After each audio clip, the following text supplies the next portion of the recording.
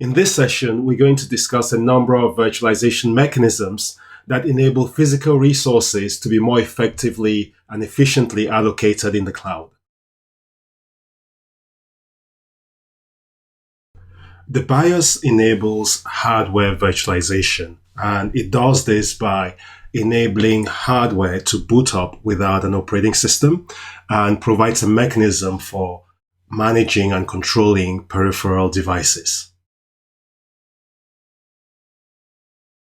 Storage virtualization groups and presents multiple storage devices to virtual machines as a single unit. Network virtualization from an application perspective relates to the isolation of virtual machines to specific network segments.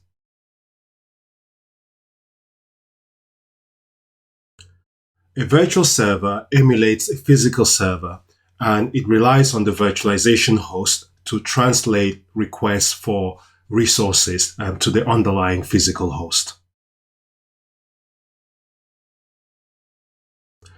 Virtualization enables organizations to consolidate their physical assets by enabling multiple applications to run securely and in a completely segmented manner from other applications on a single physical hardware. Resource pooling is a key characteristic of cloud computing, and virtualization enables resource pooling by making it easier to manage a pool of resources and allocate those resources among a number of cloud services consumers. Virtual machine templates are used by cloud administrators to streamline and automate the process of deploying a fully configured base operating system image. OVF, or the Open Virtualization Format, is a platform-independent way of packaging and distributing virtual machine images. Virtual machine cloning is the process used for creating multiple copies of a virtual machine or a virtual machine template. A virtual machine snapshot captures the execution state of a virtual machine exactly at the point where the snapshot was taken. P2V, or physical to virtual migration, is the process of migrating a physical server's operating system, application, and data to a newly created virtual machine running on a virtualization host. V2V, or virtual to virtual, is the process of migrating a virtual machine's operating system, application, and data to another virtual machine. V2P, or virtual to physical, refers to the process of migrating a virtual machine's operating system, applications, and data to a physical server. Within provisioning, storage space is allocated from virtual disks on demand and in real time, and the allocated storage matches exactly what the end client desires. With thick provisioning, the full amount of disk space requested at creation time is allocated to the client.